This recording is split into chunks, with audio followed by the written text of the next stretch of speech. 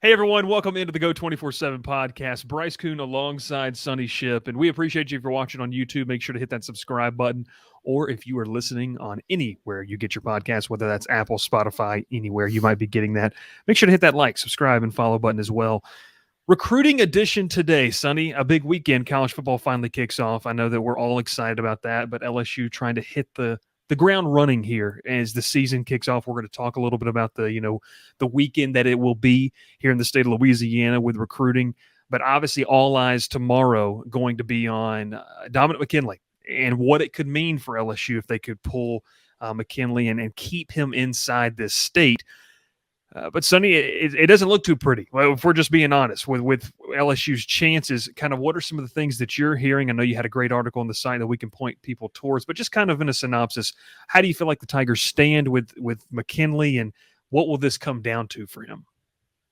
Well, I think something that was pretty telling is Steve Wiltfong had a good update that he posted on the site Thursday morning, where Dominick McKinley's mom talked about she went into all of the finalists, and Dominick also did. But one thing I found interesting was that when she mentioned all of the schools, she mentioned, she threw out the defensive line coach, she threw out the recruiters and the name and the relationships that she had with them. And when it came to LSU, it was just a situation of, the coaches have been good, but didn't single anyone out. And I think that that's kind of, for me, that's kind of I guess the thing that always stands out with Dominick McKinley. He took official visits to to four of his five finalists in June: Oklahoma, Texas, Texas A&M, and Ohio State. Did not visit LSU at all in June. LSU got him on campus for the Bayou Splash on July 28th.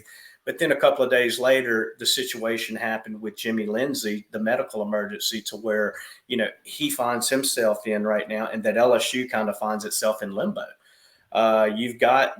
You appointed John Jancic from the Jack linebacker coach to the defensive line coach, but you still have Jimmy Lindsey as the defensive line coach. And so I think that unknown kind of played into LSU, being behind the eight ball with Dominick McKinley going into this announcement. And I really think that those relationships, NIL is always going to be a factor. Depth chart's always going to be a factor. We can go down the list of things, but I think at the end of the day that those relationships have always have kind of pointed out of state ever since Jamar Cain, and maybe even a little bit before Jamar Cain departed LSU. And I just think that unsettling nature with the defensive line coach position right now and in the future, I think that's a lot to overcome. And I think it's more to overcome than some want to let on to. From here, I think you just have to, you have to kind of, you make your best pitch forward. You put your best pitch forward. For LSU, I think going into, we're recording this on Thursday. Going in, Dominick McKinley's mom mentioned that he went back and forth between his top two. And that is another telling sign for me, because I don't think LSU is in that top two. And so I think going into Friday, is it Texas and Texas A&M in that top two? Is it Texas A&M and Oklahoma in that top two? Ohio State and someone else? I think that remains unclear. But if I was putting my money on anyone as of right now, as of Thursday, it would probably go to Texas A&M, Oklahoma, or Texas. I'm not sure on which one of those three right now. And Texas may not be getting mentioned as much right now, but I think when you toss in that NIL factor and how quickly things can change with that, I don't think you can ever count out a school like Texas in that race. So going into it, I think a lot would have to change for Dominick McKinley to choose LSU on this go round. And I say this go round because I do believe that once LSU gets a definitive plan in place as far as the defensive line coach position goes, then I think that if he does choose someone else tomorrow, I do think that that's going to give LSU a little bit of, leave the door open just ajar enough to where once they get some, a definitive plan in place, then they'll be able to maybe get him on campus. Because he hasn't used an official visit to LSU, so they still have. I think they'll still have a chance to get him onto campus and to woo him, but it's going to be an uphill battle. Going to be an uphill battle. I like what you said too. The door could still be slightly ajar for this. Obviously dancing around the obvious, the ability to not have a guy in place that can, call the parent, call the kid and have that guy that could be their coach. Maybe on the field, Sonny, it's not going to have as big as of an impact because of how Brian Kelly has kind of used so many different analysts, so many different assistant coaches to kind of jump in. Off the field, obviously your prayers go with the family and everything. How much does this continue to affect LSU though, in the sense of not having this outside of McKinley, in your opinion? Well, I think we have to, if you go back, if you look at the recruiting process, the way it generally gets started is if it's not your position coach, it's usually a local recruiter that you start building that relationship with. For LSU, Joe Sloan is a good example. Joel Rogers, the safety out of West Feliciana. Joe Sloan has nothing to do with coaching the safeties, but he's the area recruiter. He's the local recruiter. So he started building those relationships. Trey Green, another perfect example of that. And so I think when you look at it from that perspective, if it is the area recruiter that gets things started, generally the next link in that chain is the position coach. And so while Frank Wilson has done a good job of keeping LSU in it, of selling the benefits that LSU offers, I do think that not being able to have that relationship with the position coach, of being able to just, pick up the phone, call that guy up and just talk about stuff not even related to recruiting or not related to football, you can tell that he has that with the other finalists, but I don't think he has that with LSU. And so that's why even if he does pick someone other than the Tigers on Friday, that's why I think that once LSU does get a plan in place to where Frank Wilson, Brian Kelly, Matt House, you go down the list to where those guys can say, look, this is what we're going to do going forward. This is going to, this is your position coach, right? This is going to be your position coach right here. And then McKinley can start forging that relationship. That's why I don't think that this recruitment will be over if it does go sour on Friday. You talk about obviously, other names that LSU will go after. One of those big ones that's kind of continuing to emerge that we expect the staff to continue to pursue is Texas A&M commit Gabriel Relaford. You think that this one could go into the fall? Now, I know that he's kind of being lined up to get on campus very early in the season for an unofficial visit. Where do you think the Tigers stand here, and how much is Sherman Wilson involved in this recruitment? Well, you got to get him on campus. I think you've got to get him on campus, first of all. He's committed to Texas A&M. So you got to get him on campus. You got LSU offered, I want to say it was a couple of days before the Bayou Splash, around July 25th, 26th, 27th, somewhere along that time frame, hoping that they could get him on campus for the Bayou Splash. However, he had already committed to going to Texas A&M's pool party on that Saturday. So they didn't make it down to Baton Rouge. That's going to be the first key. You got to get a guy like that on campus. He's listed at 6'2", 255. We've got him as an edge right now. I want to say that he's ranked as an edge, but he's a future interior guy. I think he's a guy that's going to put on 25, 30, 35 pounds easily. And then he'll just kind of slide from that edge into that inside spot, which is the spot that Dominick McKinley was going to play. But the problem is LSU needed McKinley and Relaford. Is when you go in, when you look at the defensive line depth, you got Demarion Johnson, you've got him committed. You didn't have a big inside haul in the last class. So you need a nice haul in this class to where you don't have to say, okay, now we have to go out. Now we have to go find someone out of the portal who can come in and jump right into the mix. Well, when you do that, when you continually have to do that, then the young guys on your roster look at that and then they say, okay, well, now I'm being passed up by a veteran. And so does that get them start to looking at the transfer portal? So I think you have to get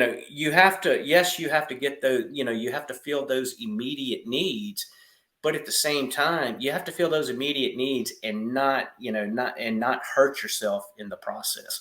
So I think that's going to be the fine line that LSU is going to have to walk in this class. But if you don't get a Dominick McKinley, if you don't get someone else who is a guy that you consider not necessarily a plug and play, but a plug and contribute his first year, then I think that you will see LSU have to go out and have to dip its toes into the transfer portal again.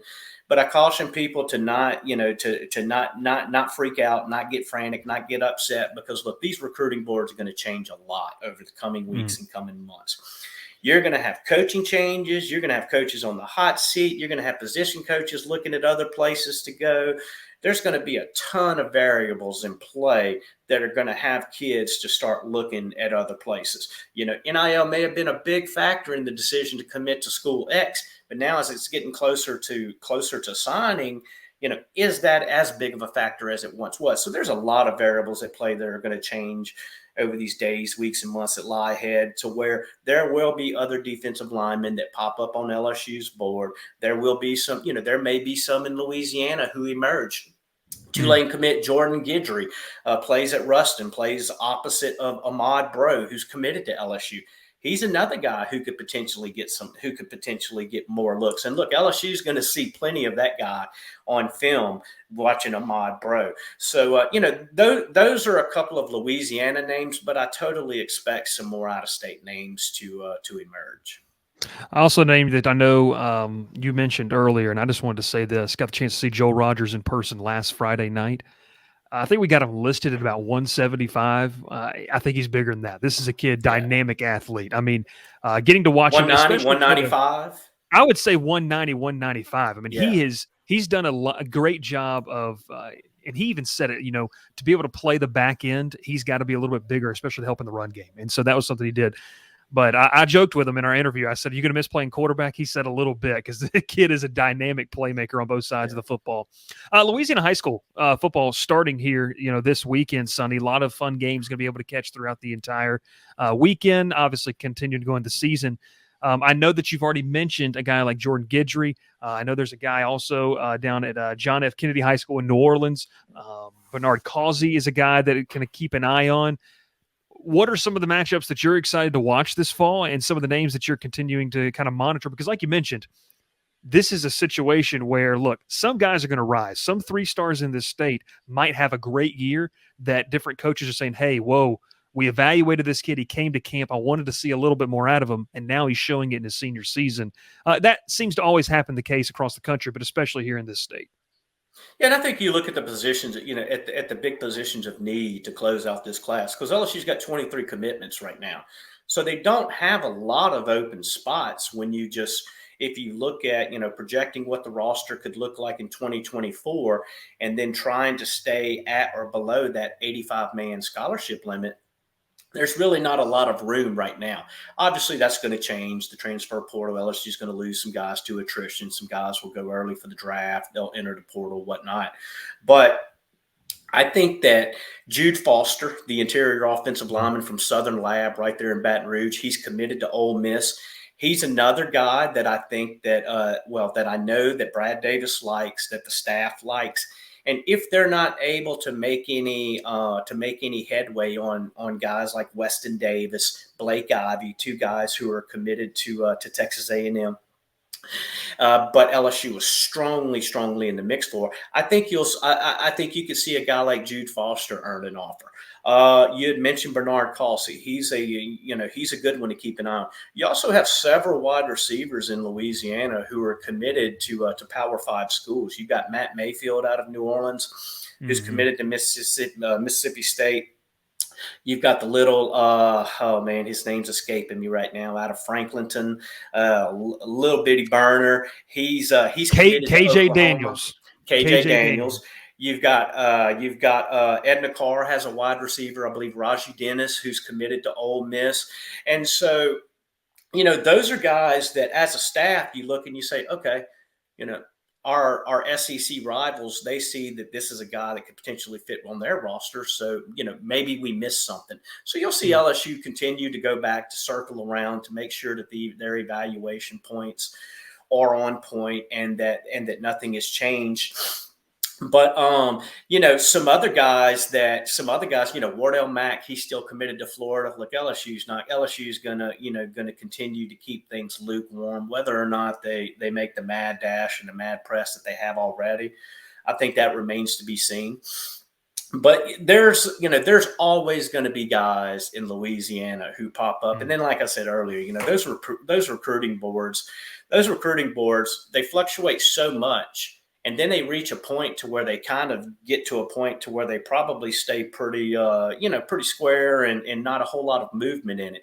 But September, October, and November rolls around, and then that's when you'll see them just moving names up and down the board and stuff. And so there's going to be some other guys who emerge. It's just a matter of who's going to be that Trey Bradford. Who's going to be that guy who takes it all the way to February, because we know that there's going to be a guy like that. There's going to be some guys like that. There's going to be some guys who have been committed to schools forever. And then all of a sudden, they're going to open things back up. Whether it was on their part, the coach's part, a mutual decision, who knows? But there's going to be there's going to be some more fish thrown into that pot. A guy that I wanted to mention, and it helps because the previous stop where I was in Atlanta, he's currently committed there. Kobe Young at a Holy Cross down in New Orleans. Really good friends. After having some conversations with he and Michael Turner. They're really close. He was trying to get Turner to come to Atlanta, and now Turner's trying to say, hey, let's see if we can get you the opportunity to get that committable offer to LSU, top 20 player in the state. But look, you talked about that wide receiver position. Things can fluctuate. Guys can have massive seasons where they just kind of turn it up a notch. And like we said earlier, they show the staff exactly what they want to see. Sonny, before we get out of here, man, a guy that showed the staff, I think me, you, and the LSU staff what they wanted to see, DeCorian Moore. I don't know if you've watched the full highlights of what this kid was able to do in week one. That's a special type of receiver. How excited are you to see him? If LSU can hold on to him, it's going to be a battle all the way to the end, but how excited are you and fans should be to see him inside Tiger Stadium one day? Well, you talk about the number one player in the state. He's the number one player in the state right now for 2025 in Texas. Look, we saw the push that Texas made for the number one player in the state in 2023. They did not want to let 2024, they did not want to let Colin Simmons go to LSU, did not want to let him get away. And they did everything that they could to land him. And so I think you're going to see Texas. I think you're going to see those schools do the same thing with DeCorian Moore. I think the key for LSU is that you were able to get DeCorian Moore on campus. And this was at a time to where he released a top five, and LSU wasn't in that top five at one point. And so you got him on campus. He spent time around Caden Durham, Colin Simmons, the rest of the guys for the Bayou Splash with Cortez Hankton. Hankton really put in a lot of personal time, letting DeCorian Moore and his family know how bad they wanted him, how they envisioned him in the offense. They were able to get that commitment. Now it's a matter of, like you said, holding on to that commitment. Because look, when you catch 7 balls for 281 yards and 3 of them land in the end zone in week one, I mean, if coaches did not know who the number one receiver was in the country for 2025, they do now. Yeah. And so that's going to be. Look, that's going to be a battle that LSU is going to have to fight all the way till the end. But it's a lot better to have to fight that battle being in the pole position, which is where basically now that's what a commitment means. A commitment means you're the leader for that kid now. And so I think that I would rather be the leader than having to chase that lead dog all this time.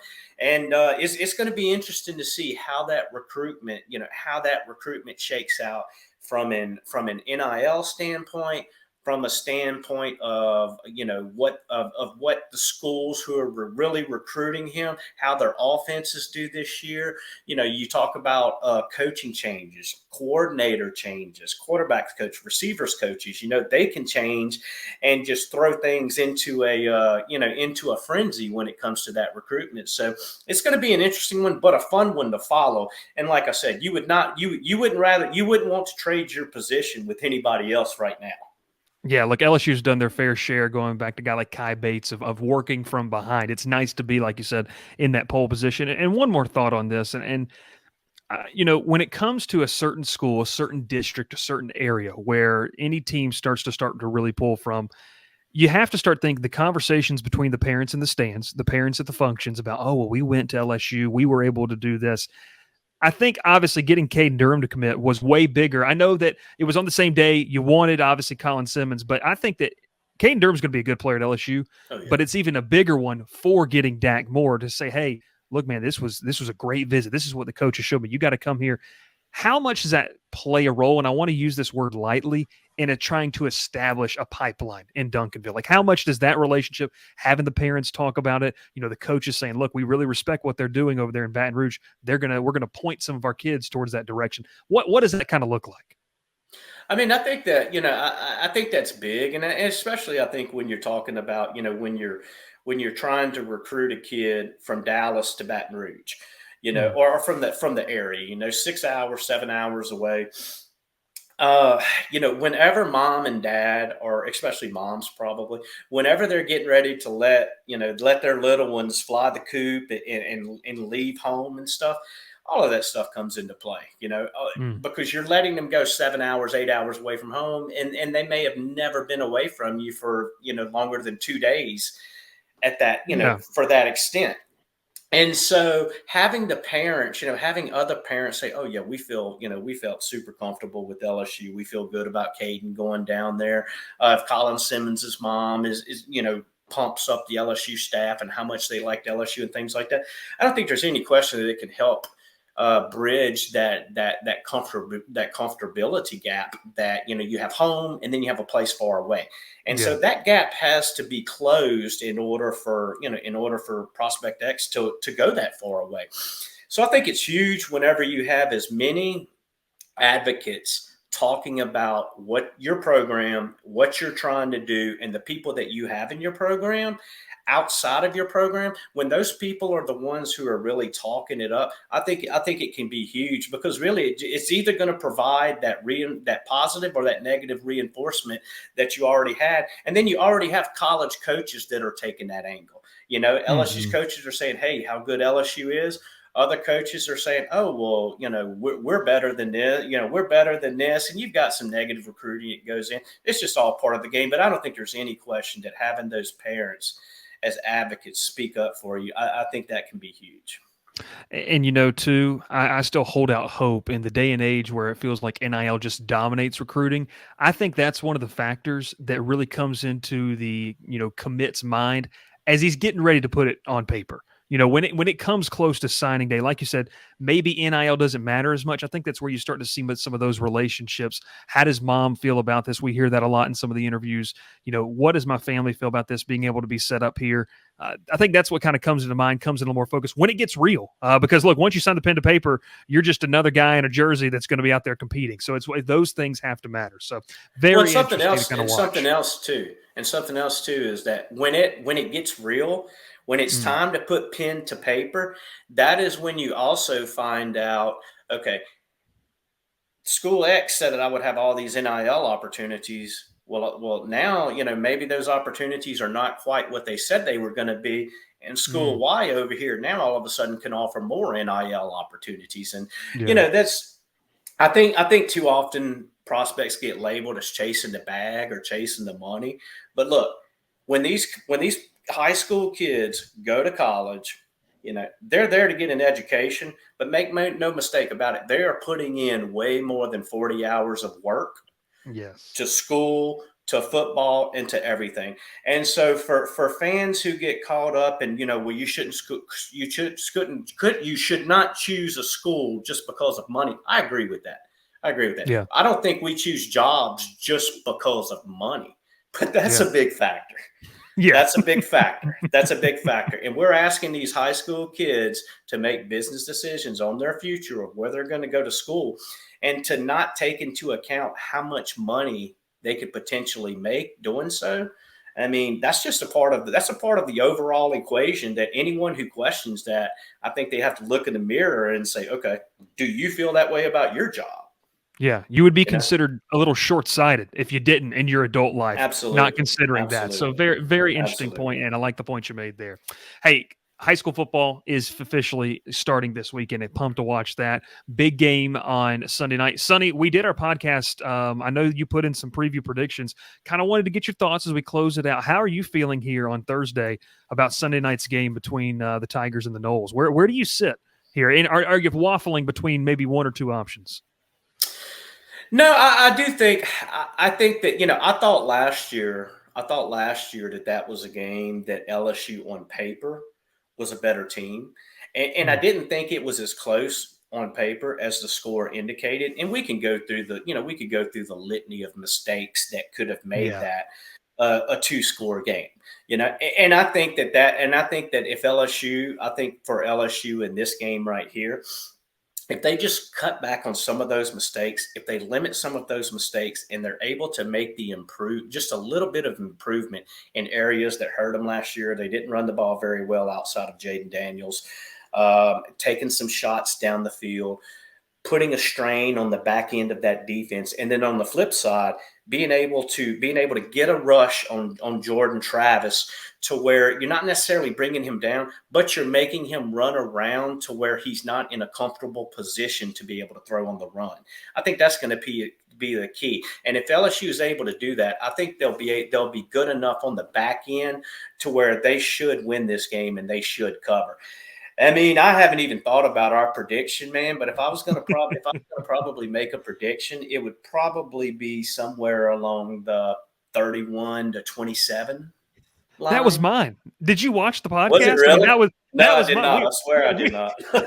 We all three said, I think we had 33-30, 31-27, and 32-28. So I think we're all in that kind of comfortable 3 to 4 point margin. All right, now I'm gonna go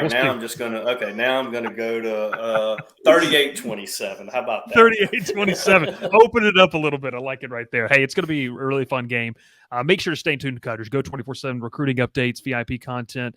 And you talked about it for this game. Just released a piece as we're recording this, kind of talking about inside the numbers, what could determine this game. It's going to be a lot of fun. And, Sonny, I'm just hoping that I don't miss my flight back to New Orleans. 7 a.m. flight after a late game is going to be a lot of fun. I can't wait for that one in the Orlando airport. So make sure I'll set like 5 alarms to make sure I don't do that. But hey, we'll have a lot of fun. Go 24/7 podcast. Make sure you catch us on YouTube. Continue to subscribe. Continue to grade those numbers, and we appreciate all the interaction as well. 50% wherever off. We're going. We can't forget about that 50% off deal. Sonny, explain that. When does that come to a conclusion? How long are we running that? Yeah, it lasts all the way through Monday night. 50% off, basically, off an annual VIP pass. So look, if you don't want to do the annual VIP pass, you can do the monthly sub, $9.95 a month. You get Paramount Plus tossed into that for free. That's a $20 value for $10 a month, basically. So, but the 50% off, basically, I think it comes out to $448 a month for the next 12 months. So really some great deals, a ton of recruiting, ton of football and stuff. And man, I'm just excited that we finally are able to talk about football, and then we have some video visuals to support it. There we go. Hey, and like you said, the 50% off deal, that's a fantastic deal. Paramount Plus, all that value included. You're getting definitely the bang for your buck. But hey, we thank you so much for tuning in. Go 24/7 podcast. Thanks for subscribing to the channel. Like we said, keep those numbers climbing. You all doing a fantastic job. And obviously listening. We've had the best month of the year coming into this season. So it really gives us a lot of excitement to continue throughout the year as well. And we'll catch you next time here on the Go 24/7 podcast.